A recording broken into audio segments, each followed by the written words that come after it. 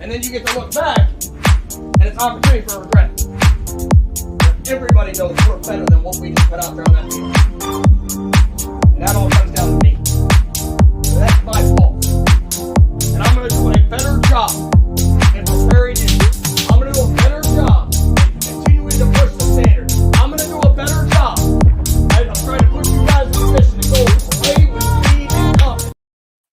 Man, I'll tell you what, as far as getting over this thing, the last couple days, seeing that cinematic recap, I know a lot of Noles out there were scared to click it.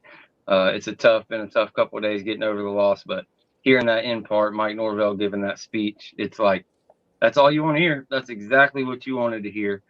So I'm excited, real excited. We have Jen Santee, as always, my lovely, beautiful co-host at Jen Santee 1890. You can find her on Twitter and just Jen Santee everywhere else.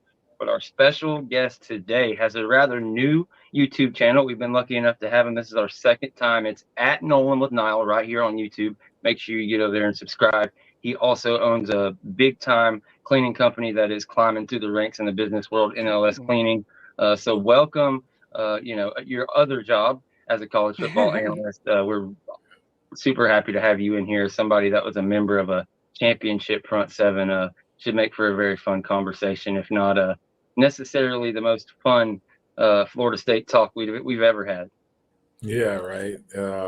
It's been an interesting last few days, just thinking about it. Obviously, just thinking, is this real? You know what I mean? This really sucks. What a surprise. So, I'm definitely ready to get into it and kind of talk and see what your guys' thoughts are, too. Yeah, we have had plenty of opportunity to get our thoughts out there. Jen and Tiny had to do the roast, and all summer leading up to preseason, we roasted every team in the ACC, the Gators. Yep. We had fun with it. I helped produce it. Her and Tiny go after it. They have different guests. Well, Florida State was on the chopping table or the chopping block last night, so they did that. We were doing a live reaction, for members only during the game. I had a post game over on the Voice of College Football, so we've had a lot of therapeutic talking. So we can talk a little bit about the bad, but definitely in what went wrong, but kind of in a manner of what we can do to get it fixed, and maybe some things that can't be fixed. Hopefully there's not too many of those things, but that's kind of the first, subject. Can the Noles adjust in time for Boston College? And with your expertise in the defensive side of the ball, we can start there and kind of the glaring issue of linebackers kind of scraping, filling gaps, and kind of helping make the D-line look a little bit better than they're already having trouble time looking. Yeah. So this game was obviously one that no one really expected. Obviously, our team didn't expect it either. Our players didn't expect it. These are young men that are coming out here playing this game. So they're only going to be as ready as the leader that made them ready, right? The leader that got them ready. So, and Norvell takes accountability. That seems like the coach that Norvell is. That's the Norvell that we know. And it's not a surprise that he's taking accountability for it, right? So, in terms of watching that game, there were so many things that happened that you really don't really notice until you go back and kind of watch the film and break it down. So the next day I watched it after really reflecting and being like, holy smokes, how did this happen? I come back and I watch the film, I break it down, I'm looking at it. And there was a few things that happened, especially on defense. There was a few things on offense that I'd like to touch on too, but on defense, it obviously starts up front. And it's people say it so often that people are like, oh, well, yeah, everyone says that.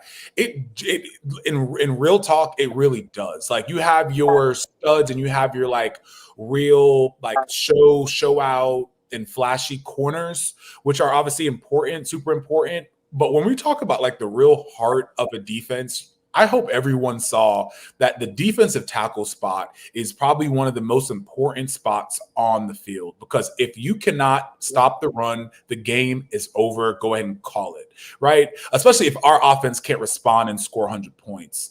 So I feel like that we saw that, and everyone should honestly understand that to this point. But I think a lot of the things that we saw were a little bit on the side of it being a really big moment. I think that because the reason why I say that is I saw some really good things. Like I saw some plays that I'm like, okay, well, why? Let's do that again. Let's come out of our hands again. Let's attack again. Let's shed a blocker again. We saw so many things that look good, but then we weren't able to do it on a consistent basis, and that's where we ended up getting into trouble. But I think the guys that we have up front are more than capable of making sure that we can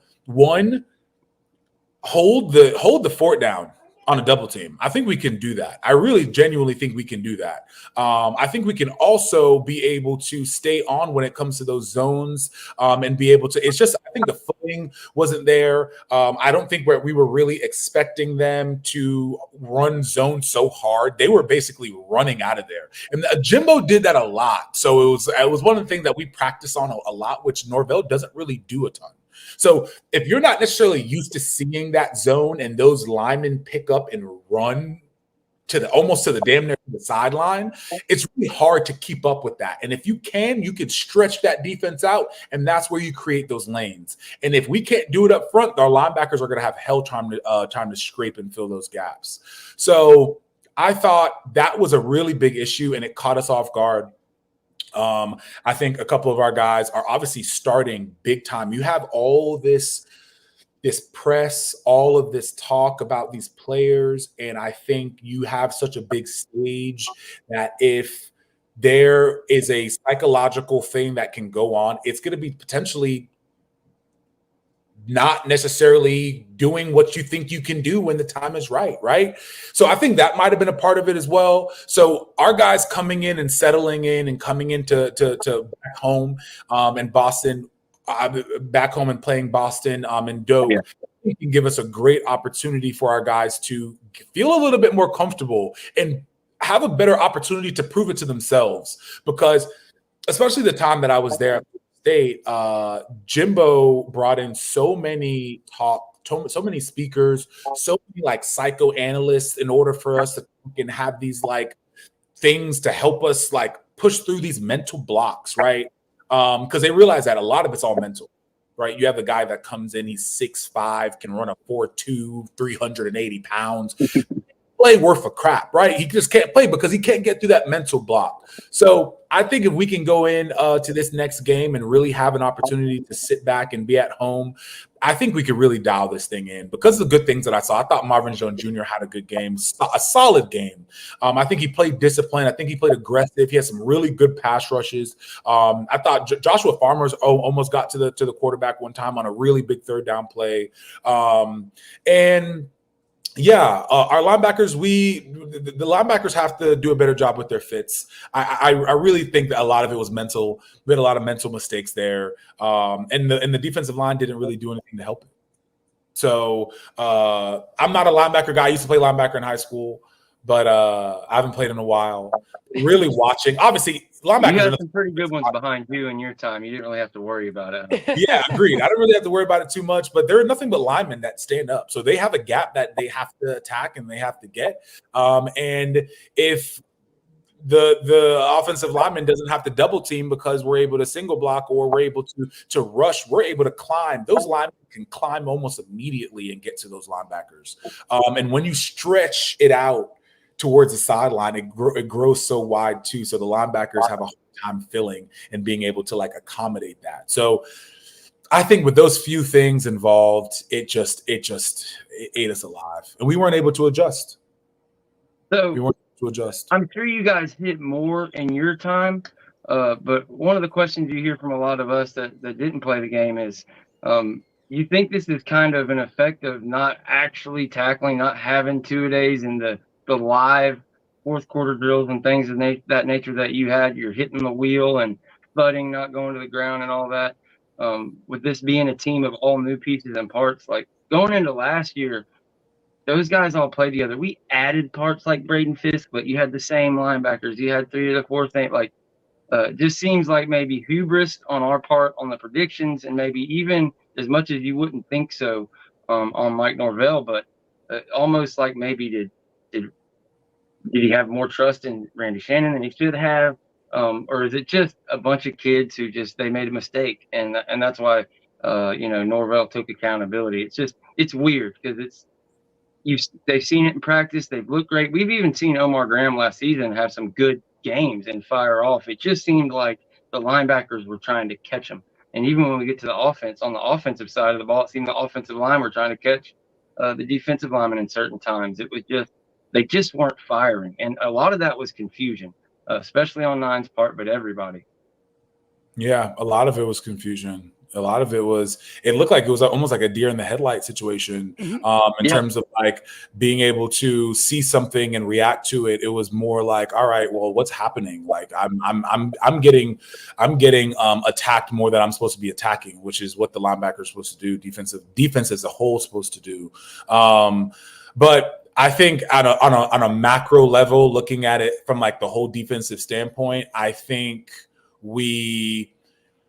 the lack of leadership never becomes like a true issue until it becomes an issue, like no one's really going to be like, oh, well, we absolutely have to have leaders. Like, because if we're playing well, who really cares? The coach is the leader. He's doing a good job. But like, until it becomes a problem, that's when you're like, okay, I know we didn't necessarily need the leaders. We didn't talk about leaders as much. Who are leaders? Like, but we actually need them. They're super important.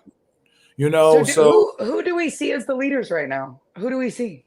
So that's a good question. I'm really not 100% sure because you can lead by example, which I feel like after going to practices and seeing and talking with these players, it seems like Marvin Jones Jr., it seems like Patrick Payton really are vocal leaders when it comes to, not vocal leaders, but they lead by example, but they're not really vocal leaders from what I saw. I know they'll speak up whenever it's time, especially Patrick, but Patrick will speak up when it's time for sure. But in terms of like being like a Telvin or being someone like a Lamarcus Brutus was a really good vocal leader, and then Terrence Smith. Like you have some of these vocal leaders that really are so key to the accountability. That's all, and that's what leaders are. So leaders aren't going to teach you. They're not going to show you how to do it. More than not, they're going to hold you accountable on what the coaches taught you, right? So if you aren't having that accountability and you're not like, hey, listen, I'm gonna be honest with you. Like, I know you thought you had that was trash. I like no more. And I've talked about it a few times. Like Telvin wouldn't have let me play it in front of him. Like he wouldn't have. He as a young buck, he gave me crap until I proved myself. You know what I mean? He gave me crap until I proved myself. And once he saw that I was him and I was able to do my job and do it well, he was like, all right, let's do it. Like I got you. Like you're in now. So because it takes a lot. So if you don't have those leaders holding these people accountable and holding these players accountable, it kind of gets away from you. So I think on a macro level, that's really what our issue is. Norvell cannot do everything. He cannot micromanage. He cannot be there in all the meeting rooms. He can't be there making them watch film. He can't be there making them go to the training room. He has these other coaches that are doing that, but they have a job to do too. So the leaders are what's holding these guys accountable for, hey, go to bed. Like we're up early. I'm not even gonna go out because if Telvin see me out or if sees me, whatever, I'm not even gonna deal with that. So it's something that is needed, and I think that this game hopefully makes some leaders emerge because what's gonna happen is there's a meeting that went on when they got back. There's a few players that are extremely disgruntled, and they stand up, and we have a come to Jesus meeting. Right, Coach Jimbo would leave. You'd leave all the coaches. Hey, coaches, let's go ahead and leave. They need to handle this inside. Like this is an internal situation, and hopefully that's what happened. And we had some players really hold each other accountable and say, "Hey, this is no longer an option. I did not come back, or I'm not here. I didn't transfer here, or I didn't come to this school in order for it to be embarrassed. So who's going to step up and let's make this happen?" And if that happened, we will see a whole nother team come Saturday against Boston for sure. Man, that's kind of the answer. I was going to say we could relate Jen's question and that next subject back to the first one. Like, is it possible to develop that? Do you think there's guys there that could step up in the next 6 days, to take that next step at home and get us that victory? But I do want to let Jen get a chance for a question. So right after that, just take off with whatever you've got for NLS. Oh no, I mean that was my question. I guess for me, I mean, we need leaders. Obviously last year losing Kalen DeLoach, Jared Verse, those were huge leaders on the defense, right? And then obviously Jordan Travis for the offense was pretty much the leader for everybody. And I don't know. Like I said Saturday when I'm sitting there watching it, I wasn't seeing any leaders like trying to get this team together, hyping them up. But like we talked about before we started, you really didn't see a lot of the sidelines.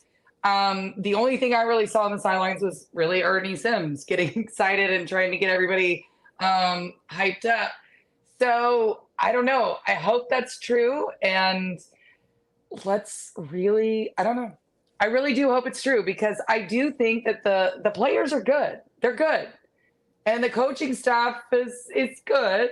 I mean, there are some questions there, but last year they went 13-0. So who am I to judge? So I just, this was a hard one to watch. It was a hard one to watch, especially after, December and everything that happened there. It was just hard. It was hard. Oh, it's been a disheartening 8 months, 9 months, whatever it's been, 10 months, whatever. But it's been hard. So I thought they would come out with a lot more fire. I really am surprised at the lack of that I saw. This is a whole, just like we talked about, this is a whole nother team. Yep.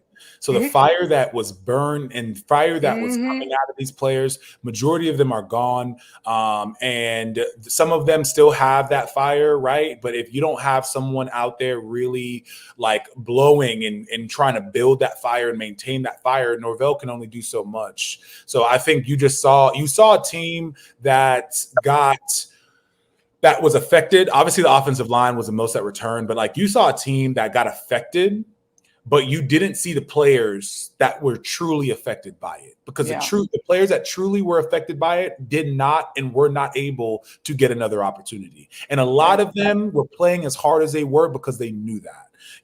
So now that they're gone, you have players there that were really rotational guys. All right, let me come in, let me play. Or then obviously you had some starters, but for the most part, the guys that took us to where we needed to be were gone. So it's a whole nother team. And I think we were riding on the merit of last year's team more than anything else. So, but yeah, to answer your question, man, I personally think that what I saw on film were things that can 1,000% be fixed. It wasn't things that we couldn't. First of all, we have a game plan, right? These players know how to play linebacker, right? You know how to play linebacker. Right into the next year. We're not relearning like the act of playing football. So all these players know how to do what they're doing. But if there's a kink in the armor, which there was when it comes to that defensive line, it trickled and it made everything go haywire. So if we can buckle that down and we could do better on that front and we can stick to our game plan and create a better game plan for this game, I think we can definitely see it. I would not be surprised if we have a very dominant game coming Boston. I would not be surprised at all. I think it's definitely going to be a ball game, but I think we can I would not be surprised if we go in and we absolutely clap them. So and we're Seminoles. We're Seminoles. So I think when we get hit in the mouth, we're not going to get up. Like I'm not going to curse on here, but like we're not going to get up. Like we're going to come back. We're coming back swinging. We're coming back swinging, especially the way we did on prime time in front of the whole country. Like we're going to come back swinging. 5 million people watched that. 5 million. It was unbelievable. So I'm anxious. I'm anxious to see this game. Mm-hmm. I'm genuinely anxious to see this game, especially Doak is going to be on absolute fire. These fans that watch that game are probably going to be fully dressed in helmet, shoulder girdle. They're going to have everything on because they're going to play this game with them.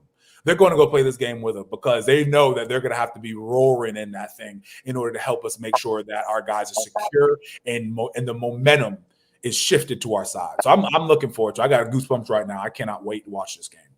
I love it, man. And the student section is sold out. Yeah, it's going to be sold out. They That's only good. fit like 55,000 or whatever it is. But it's going to be slam packed. I'm glad they got that thing done. Before we move away from the defense, I know you wanted to speak on the offense before you get out of here. And clock management is kind of the next thing I've got queued up on the offense and how it related to the game plan. That's why I laughed when you mentioned the game plan and what it means. But are there any guys on defense you want to shout out? I know like Blake Nicholson. There were several guys who really kind of deserve a little bit of shine, but were lost amongst the shuffle. Like even when you're doing your job, you can look like you're not doing right. And I know you've got a bit of a discerning eye there, actually having played. Yeah, bro. I would say, like I said, Marvin Jones Jr., I think he graded the best out of everyone that I was looking at. And it sucks because I think that we weren't able to rush quite a bit either. If you really think about it, I think Patrick Payton got to rush the passer maybe a handful of times. Like any time that we did get to, we were running a game or we were doing something to where he wasn't really able to rush back. So I'm gonna give him a pass on that for sure. But I think Daniel Lyons came in and created a spark, and that's where you really wanna highlight and talk about that, because Daniel Lyons is gonna be important. Yeah. Would you start him over 6? No, I wouldn't start him over 6 just because we haven't really seen. You know what I mean? We haven't double teamed a lot. I think people don't realize that. You were talking about the double teams. I think it's quick to jump on 6, and he had some bad plays, but he did get double teamed a lot, right? Oh yeah, exactly. Not like he was just getting beat by in one-on-one blocks all day. Yeah. And so I wouldn't necessarily say that, but I do feel very happy and very confident that Daniel Lyons was able to come in there, especially during a tough game, and really put his nose down and get his nose dirty. He's not a very big guy. You know what I mean? He's not very big. He's not very stout, but he's got some technique. He reminds me of a DeMonte McAllister. To where he's not super big, but he's shifty. He can get off blocks. He can snatch. He has good form, but he's not an Anthony McLeod. He's not a Everett Dawkins, to where he's got really a lot of that weight. But he's shifty. He can move. So I would shout out probably Daniel Lyons on that defensive line. I think he came in and really contributed. But yeah, what were we talking about in terms of offense? Like, what were we talking about in terms of this clock management? What are we talking about? So I've listened to a bunch of people. We talked about it live doing our watch party, watching the game. We talked about it before the game. Georgia Tech's only chance was to limit this thing to like a Jimbo towards the end of his career, where it's 53 to 57 snaps. Lo and behold, that's what it ended up being. That we had 57 or 58. They had 53.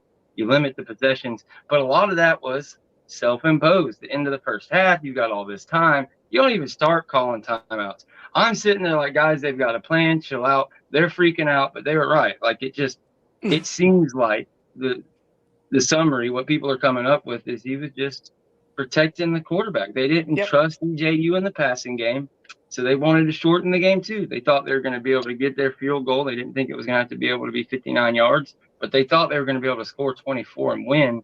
And, you know, we had plenty of hubris. We fell in. We believed it. Nick Saban even did, like, you know, just on because there's Bama players as part of those transfers.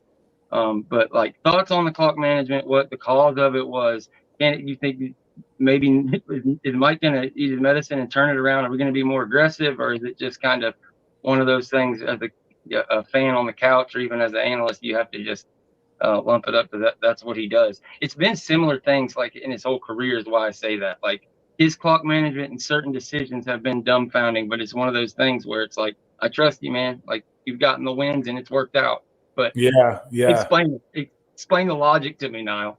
Yeah, I don't know. The clock management was super weird, and we've talked about that a bunch. It seems like there was obviously a game plan going into this game, and when you are a coach, especially when you come off the first game of the season, coming out of training camp, you're game planning for this thing in the spring. You know what I mean? You come into training camp, you're game planning for it. So all of that comes into all of the things, and everything leads up to this one game. So if you're in the game, you're more than likely not going to come off of that game plan. Especially like I said, the first game of the season, there's really not a lot of room there, and it sucks because we just didn't really pivot when it came to that. But the clock management itself seems like DJ was. He wasn't really trying to come into the season aggressively. We wanted to more or less ease him into the season, not necessarily ease him into the game, which I thought we were going to more or less ease him into the game. But it seemed like it was like, all right, let's let DJ get comfortable with the offense. Let's see what targets that we're able to hit and become effective with. And let's kind of build this out throughout the season. There's a chance that we may have underestimated Georgia Tech, which honestly, everyone in the country has underestimated them because they played way better than anyone ever anticipated. They played phenomenal. Georgia Tech had one of the best games that we've ever seen them play. And it may be because we had one of our worst games, but regardless, on every single level, they played well, right? They played aggressive. They got after the passer. They stopped the run. They did so many things well that it's like, let's talk about that a little bit. So when you're talking about a game plan and you're seeing it, you're looking at your guys. You're trying to figure out what's best for your team, not necessarily what's going on the next game. You're looking at something as like as an entity. So if I'm looking at DJU, I'm looking at him. I'm not looking at whatever else is going on.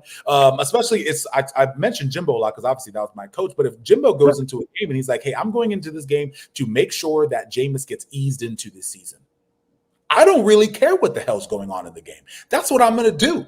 I'm going to do it until if we potentially lose this game, unfortunately we lose this game, but I know this is what I want. This is what has to happen in order for the success to go out throughout the season, especially if you think that you're supposed to win this game. So it's like, we're not deviating from this plan. We're not going to make it get aggressive with DJ because that wasn't our game plan and we're not deviating from it. We stick to the script. And unfortunately, it ended up being our demise. But at the end of the day, I think that Norvell is very much capable in doing his job and doing his job well. And I think it's just chop it up to poor execution. Yeah. And I did make one excuse. We slipped too much. I will say that. It was probably, I'm not trying to make an excuse, but after watching the film, I had to say it and I have to say it again. We slipped on some key plays. There was like 3 third down plays that our tight end slipped, that we slipped getting to the passer, that our offensive lineman slipped, couldn't get to a block, and it caused terrible outcomes for us. So, and it seemed like it happened a little bit more on our end than it happened. So me running down new cleats. But exactly. But we both had it. We both like you call it. Haynes had an open receiver that slipped as well, which would have been a huge conversion. So it happened to both teams. So it's really not something that you can say, but it was a factor in the game nonetheless. So Kerry Golnoles with the $4.99 super chat says, "Is it true that Mike is shutting out the media from practice for the rest of the year?" I hadn't mentioned this. To be honest, I saw a bunch of people talking about that. I don't know if they're talking about it on one of the boards or something, but I haven't seen anybody report it. I haven't had anybody confirm it, but I also haven't had anybody deny it. I would say I hope so. I wouldn't mind that. I mean, what they get to see now doesn't amount to much. Like if it means they could get after it and maybe push the limits of what's allowed and tackling and everything of that nature, and they could come up with a game plan, I'd be all for it. But have you heard anything? No, I haven't heard anything on that regard. But wasn't this like the first year that he let the media come in and kind of like film practice and stuff like that? I want to say it was the first year that he actually let them come up close and like come in and look at it, which maybe he's like, which I'm not mad at all, especially thinking about that these are kids. These are kids getting absolutely destroyed online and everyone's talking about them and whatnot. I want my guys to focus. I want them to have a safe space to come in and focus and practice and not have to worry about this guy that just wrote something bad about me online, or whatever the case may be. So, and I'm super happy on my Instagram, Nolan with Nile, as well as on YouTube. I really tried my hardest in order to make sure I am giving the most accurate depiction of what it looks like to be an actual player and what we're potentially going through, and more or less the light at the end of the tunnel than anything else, because these are young men that are dealing with something that is on a very, very high scale, right? Not everyone goes and plays out in front of millions of people when they're 20 years old, 18 years old, 19 years old. So it's like, it is a very, very high axe for some of these kids. So having some patience and letting them kind of roll into it. And it is nerve-wracking, to say the least, being in a hotel room, knowing you're about to go play out in front of millions of people. It's crazy. Well, yeah, and especially since, Tate Rodemaker's concussion was reported and was never supposed to be reported, correct? George, isn't that true? That was something that wasn't supposed to be leaked. That was something that nobody was supposed to know about. Just saying. Yeah. We don't have to get into all the situations, but there has been quite a bit of, try to get a headline at at the detriment of the football program, whether it be recruits, whether it be this, whether it be that. And there's this sense of ownership amongst those credentials. And, if anybody gets this access, then, well, how come we didn't get there's a lot of that. So, it's my dream to be able to actually, be at the press conferences, do all that. That's what started this whole journey. But yeah, I have no problem with them being left out of things that could actually be leaked or that will help other teams to prepare. It's scary. Yeah, but again, as journalists, they've got to report what they see, or else they're not really journalists. So I get it. I get both sides. That's where I'm going with that. Yeah. So control it, but it's like kind of scary how accurately on this show we described what the offense was going to be. Like we described exactly. I got a thing that's offensive identity, freight train. We're going to throw it. We talked all summer about those throws out of the backfield to the running backs that we saw every day, and even the video part. And like you mentioned, we kept waiting for the throws to come down the field that we weren't able to see in the scrimmages, but they never happened. You got to 14, 15 completions and a negative completion percentage. So yeah, cut it off. I don't mind having less, but like between the people we get to talk to that have been in practice and we weren't even there, I mean, yeah, it sucks that we were so right, because we kept waiting for what we didn't see, for what Mike had schemed up, but it just never came. Mm-hmm. Yeah. Unfortunately, I know that was just a rant and not a question. But no, you're good. You're good. No, I'm with you. No, trust me. Like this is. Make sure you let everybody know exactly about your channel and what you've got going on. I want you to get a chance to plug everything before we get out of here. I think you're already over what you said you might be able to do. So we really appreciate you coming. That's fine. Yeah, we can wrap this up. You could follow me at Nolan with Nile. I really wanted to make sure I can, especially with my boys that to this age, they really love Florida State. So I feel like it took a while, but I'm happy to be back in it, and I'm happy to be able to talk and sometimes be able to mentor and help some of these players. It's really important for me to be a part of that Seminole Nation. So at Nolan with Nile, you can kind of check out. I'll drop some like old pictures. I'll talk about like some things that are going on with the program that just my thoughts on, just as a player, just as someone that has been through it, and on YouTube as well at Nolan with Nile. But I'm here. I'm out here in Jax. I own a commercial and residential exterior cleaning company. The company's been growing. It's awesome. I have some great staff that work for me and that help me and are continuing to help me kind of build this program and build this organization that is really, really phenomenal. So I'm super blessed and thankful for that. And I appreciate you guys having me on here. I look forward to the next time kind of talking those. Hopefully it's in better circumstances and we're talking about how we dominated someone. But just to be clear, we're not running you off. Sometimes you're good. Yeah. Somebody leaves and I feel terrible. But man, you're welcome anytime, bro, for sure. I appreciate it, man. Sure. I appreciate it. Yeah, you guys Thank you so much. Absolutely. All right, man. We will catch you next time, brother. Nile Lawrence-Stample, the defensive lineman and friend of the program. And yeah, I got to get with him. I'm going to send him the tape in case he wants to put it on his channel. If you're not following it, it's at Nolan with Nile. It's right there on the screen. Okay. I'm going to leave it up there for another minute or two. We're going to get into calls. I know I told you the phone was broken, and it is. I still got to get a new one. But in like 36 hours straight of charging it, I got a 24% battery. So we're going to be able to get a couple calls in here. But yeah, make sure you go follow Nolan with Nile. As we've got about 180 people in here live with us. We appreciate you guys. As we turn the page.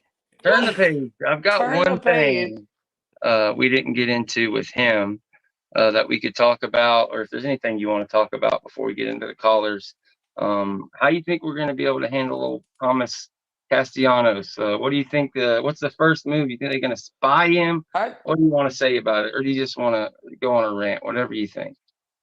Okay, well, y'all are going to see it because a big account on Twitter asked me to pick games for this week. And my pick was Boston College is going to beat Florida State. That's what I said in my pick. It's going to be put out with my face on it. I'm going to have to own this. But I'm sorry, but after what I saw on Saturday, if you're going to tell me what I saw last You're year. picking them to beat them outright, not to cover, you're saying? Yes. You're picking them outright. Okay, just being clear with the people.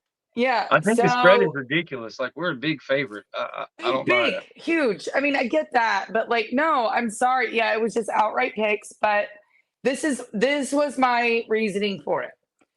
Nobody has shown me a reason to change my mind other than what I saw on Saturday. And when I saw Florida State play Boston College last year, and I know it was at Boston College, but we had Jordan Travis, we had Jared Verse, right? And that was a tough one. And they had Castellanos, but they didn't have Trayshawn Ward. And I know that it's just one player. This isn't, but I'm sorry. But after what I saw on Saturday, you're going to have to show me to change my opinion this time. Just like I said, when I picked games before the season, they hadn't shown me that type of stuff. They hadn't. So, No. you know, I know Florida State fans are going to get mad at me for this. But you know what? Maybe I am living in my feelings. Y'all can call me out on that too. I don't care. I'm going to own that too.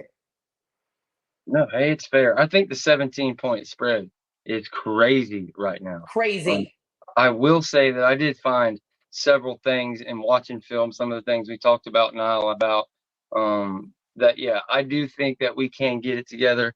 I'll make a pick Friday as normal, like we usually do. I haven't, made a decision on a score yet, but I think I don't know if they're going to be able to get him figured out in a week. I don't know if he's the answer, but between 10, Riley and Blake, I think they can make some plays if they fire, if they figure out what they're doing, figure out whatever the hell that was with the communication or lack thereof, whether it was the turf or whatever was going on over in Ireland. I did see some bright spots there if the defensive line does what it's supposed to be and things of that nature. But 17-point spread. It's wild, and I'll get more into it. But we've already got us a caller, so we'll go ahead and get them up here. You're live on the Renegade Rundown. Hey, it's Matt here, just calling in. Wanted to say, Saturday what we saw was just plain awful. That was one of the worst displays of football I've ever seen, reminiscent of the Willie Taggart era, flashbacks to that, just incompetent. That was a Walt Bell offense, and just a poor display of defense. No aggression, no attacking the ball, no attacking the line of scrimmage. Stanfield Cypress was way behind on a few. I think there was just like one target to him at the end, and man, he was like 4 or 5 yards off the ball after that receiver made the cut. So just worrisome there once we get into some of these more pass-happy games. If we're not able to put pressure on the quarterback and we're not covering, worrisome. Yeah, I'm with Jen. You got to show us. You got to show us for me to believe it. I'm done believing some of the media hype, some of the clout around the team. If you're wanting to take pictures in front of Lambo trucks and everything, man, you got to do it on the field. You want to make that $136 million CD Lamb money. Standing around and watching the ball run by ain't going to do it. O-line's awful. I'm going to just comment on the O-line and roll from there. O-line pitiful, poor display of football. I appreciate hey, this isn't the roast. Get it off your chest and all if you have a question or whatever, but what you're saying is all true, but we've all said it 10 times and you killed it. Great rant and all, but we're not just going to keep doing it over and over and over again. I love you. We did 2 shows in a row slamming the team. I get it. We all know it.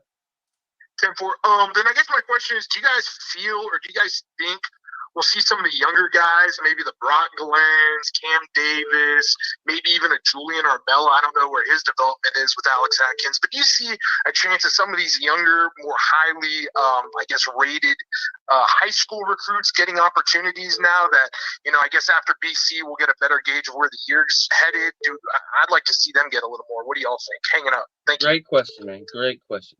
Thank you. Hold on for us just a minute while we answer this one, and we'll get you on the stage. Yeah, that's a great question. You want to go first? You want me to go? I don't think you're going to see a Brooklyn in this game unless something, horrendous, happens or something. But I do think you're going to see him maybe a little bit. I do think you're going to see him maybe in some packages, possibly, or in this game you could see him. I don't know. I really don't. I don't. I mean, I hope so. So for the chat asking about Deshaun, he's not feeling well. So thoughts and prayers out to him. I don't think it's anything big, but just not feeling well this evening. Nothing big. He should be right back here with us Friday, but long weekend for all of us. Like I said, we all spent a lot of hours talking and everything else. Yeah, So, and guys, I have a migraine, so if you think I'm acting or look funny, that's why. Oh, as far as your look, I love that freaking jersey. I forgot to say something about that. I'm not a jersey person, but that is a dope. That's a basketball jersey, right? Yeah, that's dope. Yeah, I'm Memphis wearing my Grizzlies. Grizzly jersey today. But yeah, as far as the young players, I definitely think we see some young players, just not the ones you mentioned. I think you went into the season, you thought you had 10 guys. I think we figured out that's bullshit. But you take the 10 and you shrink that rotation. You figure out which one of those 5 or 6 older guys. And yeah, I would love to see the younger guys get worked in, but you got to win a ball game. You got to be in a point where you're up and start subbing before that happens. So no. I want to see the best 5 of the older guys out there, and I don't want any subs until you fuck up and then the next person gets in, like that type of deal, which we'll see. But we got another caller. You're live on the Renegade Rundown. Give me 1 second. Go ahead. George, only reason I'm calling you in is, yes, you're right. We had 2 days of jumping on the team. I want Nole Nation to know this is not the time to panic, because this is just one game. And I feel like they're going to make some corrections. But if we don't see any corrections coming in this Boston College game, then there's going to have to be a major assessment being done at what is it that we're doing. And also, we really going to have to start looking at, you're going to have to move some coaches that, that going to have to be moved. And you're going to have to get the talent in. I'm speaking at linebacker position, because too many times I have seen where the running back is running out in the flat, and it seems like it's a delay, like our linebackers don't even see the running back leaking out to the flat, or when they get out there, it's too late. Hey man, you're preaching. We appreciate you, but we got people calling in. It's trying to get a quick take or have a question, and we got to go to the next one, brother. Okay. Well, the only question I had was maybe they shouldn't have. They should have appealed Atkins' thing, and Atkins should have been there. That's the only time. The question I have.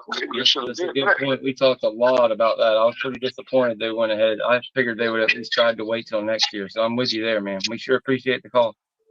All right, no problem. Thank you, man. All right, you're live on the Renegade Rundown. Go ahead, get it off your chest. You there? Yeah, can you hear me? Yep, go ahead. You're live on the Renegade Rundown. Sorry, I'm here at work. Yeah, no, I'm just gonna kind of go over just say one thing, and then I'll ask my question. But I do agree with Jen as far as like this game. I definitely see us losing. Castellanos is way better quarterback than King was, and I really don't see anybody spying him unless it's Nicholson. But I mean, if you have Nicholson the whole game, then you're going to lose, I guess, a leadership role, which would be the only thing I'm worried about in a linebacker spot. Who are you going to lose a leadership from? No, there's no fucking leader. You're losing. Yeah. DJ Lundy will still be on the field. I'd be fine. People have talked about a 4-3 look. Yeah, but I agree with you on Nicholson possibly being one of those spies. Or anybody. I mean, if you just give somebody one job, I think confusion was the biggest thing, man. Don't you agree? I do agree, definitely. But I just want to get my question real quick. Yeah, go ahead, man. We got other callers coming in, like I was saying. Make it quick. You're killing it, though. But do you guys agree that we definitely need to see more of Hussey and maybe even Edwin Joseph. Yes. Out there on the field. Yeah. Facts, man. Them two just, I don't know. It seems like they're always playing with heart, always out there just running to the ball, and definitely would like to see them more out there. Appreciate you, bro, and we'll definitely speak to that. Hold for just a second, and we'll get you on the line. Yeah, definitely want to see more Hussey. To be honest, I mean, our prediction was he was going to start. All that war with Devontae Brown, we were never on this show big about Devontae Brown. We thought it was good you have him for a depth piece, but I've spoken ad nauseum. I was when Dent was hurt last year, I was calling for Hussey to get the start back then. Like I did not want Noles back there. I never understood it. I was like, I'd rather would die with Hussey. But yeah, I feel the same way this year. I thought he made some big plays, and I think that's what's going to happen. I don't think you're going to see something crazy where freshmen are jumping all the way up depth charts. But Who definitely was that from on Blake, the special teams play? Was that him on the special Edwin teams Joseph. play? Edwin Joseph. Yeah, that was Joseph. And that's Oh the my other one. God, They've yes. had him outside, but he can play in the nickel. He was the star of the spring game as well. That Big kid, Joseph. my God. I mean, the whole stadium just went, ugh. Like, that was crazy. That was probably the best play of the whole damn game, if you ask me. Okay? Sorry. No, hey, I agree. And we've got another caller. This one's from North Carolina. You're live on the line. Hey, what's going on, guys? How's it going, man? Hey, my question is, I've been watching Florida State for a long time, and what I've been noticing, I've been watching since the '80s. So what I've been noticing is, the entire time that I'm watching college football in general, recruiting is always the lifeline of any program. And ever since I've seen Mike Norvell at the helm, his recruiting is absolutely horrendous. Now, I don't know if it's on purpose, the style that he does, but my question is, because it's going to determine if I'm going to keep investing my time and energy into this football program, if I want to continue watching these guys just vomit all over themselves every year. Last year was a good one, but they had a couple of years to get together. What's going on with the recruiting? Was Armella just something that was a bad evaluation? Is he a bad kid? I mean, it's a 5-star kid out of Miami that hasn't even sniffed the field. And I'm just wondering, what is going on there? Because you hear all the time, well, winning matters. Well, Miami's recruiting the crap out of these kids, and they don't win anything. I hear you, man. I would say go back and watch a little bit more of the Renegade Rundown. I vehemently disagree. I think you could talk about linebacker and maybe how we recruited the defensive line out of high school. But as far as horrendous and Miami's doing this and doing that, you can go check the 4-year composite. Even at their very best spot, the best spot you can look at Miami's recruiting, Florida State's ahead of them and has dominated them in the portal, retainment, all that stuff. We started off and had one bad game. That's the part about not dropping off the ledge and talking about leaving the fandom and all that stuff over you lose one game and you do all that. I mean, it was a conference game. We lost by 3 points. It was fucked up. It was terrible. But yeah, it's not all thrown away. We voiced our displeasure about Randy Shannon and his recruiting 6'1", 210. Like that's been going on since 2022. Like for whatever reason, Norvell values continuity. I don't know what the fuck it is, but I'm with you and everything you said. I'll apply that to Randy Shannon, but the rest of the staff, Armella's one guy. What about? Are you still there? Yeah, I'm here. Okay, so what about? Okay, so I went through the 2000s where the recruiting was good, but the development was horrible. Mm-hmm. So what are we saying to the offensive line? We're recruiting in the portal, but we're not getting high level talent out of the portal. We're not getting high. Now this next year coming up, we have some talented O-linemen coming in. But there's nothing about all we can do. We can't go into the past and grab them. We got 2 top 100 guys committed right now. I don't disagree with you, but I mean, you got a bunch of seniors and you got 2 top 100 guys coming in here. We can have the conversation, and people are pretty polarized on that now. We got another caller coming in, so this was pretty fun. I was keeping it going. If you got one last question, sneak it in real quick. No, I'm good, man. Appreciate you, brother. Thank you.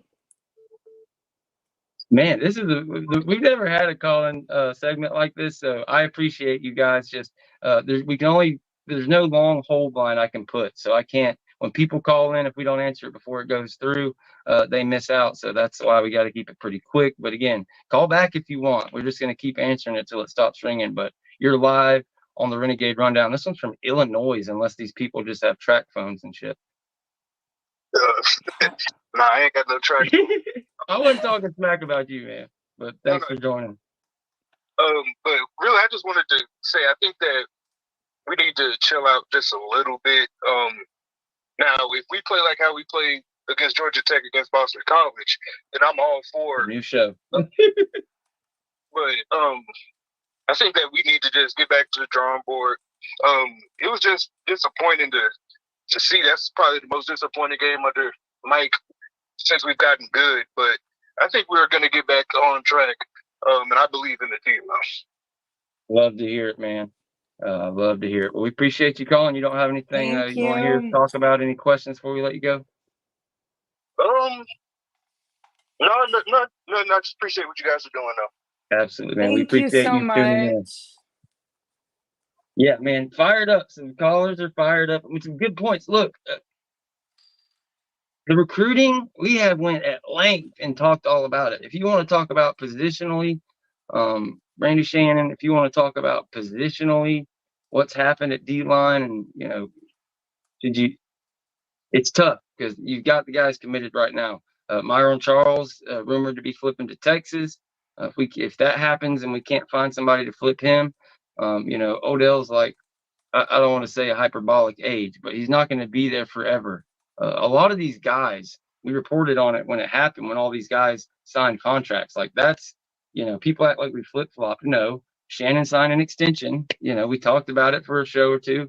It is what it is. Now he's the coach. Now it's become a thing again. But yeah, a lot of these coaches are on 1-year extensions. We're going to find out. We're going to find out if Norvell's ready to make some changes, et cetera, et cetera. But first, we got to find out if they turn it all around. Who knows? We could come gangbusters and go 11-0. I don't think it's going to happen. I don't think any of y'all do. But I do think we're going to see a hell of a lot better product than what we saw at Georgia Tech. And everything included, everything the last 2 days, the callers, all that shit, we still only lost to Georgia Tech by a field goal. In which you had a chance to take it to overtime, as we've all talked about multiple times, et cetera, et cetera. And they have way more of an idea of who's ready to play now. At the very least, they will be able to tighten it up. If they come out with the same exact lineup, I'll be scratching my head. But we'll see. Castellanos, it's not much of a worse draw that you could get in this particular situation. We haven't got into Boston College. I don't want to speak too much on their roster, but we do know they have Castellanos and Ward, and that zone read will be pretty freaking nasty. But yeah, I don't know about their defense, and I'm not the biggest Bill O'Brien guy as a head coach. At least it's a year one guy playing in his first game. I will say that. I think that was a big part of why FSU couldn't skate by. I think, again, with hubris and wanting to cheer on our Noles, didn't take into account that this is year two of a group that, came together. Georgia Tech galvanized at the end of the year with the Miami win, what they did against Georgia, all those particular stats on offense. And even though the defense wasn't good, like they had kind of what Florida State had the second half of 2021. We underestimated that. And we ran into a buzzsaw, so it is what it is. But yeah, no more excuses anymore. And I'm ready to get fully into Boston College. I'm not prepared. I don't have the greatest breakdown for them. The calls have finally stopped. Again, we're almost to an hour. Jen has a migraine. We're tired. It's there's only so much you can say. We wanted to cover the transition and talk about some of the good things moving forward.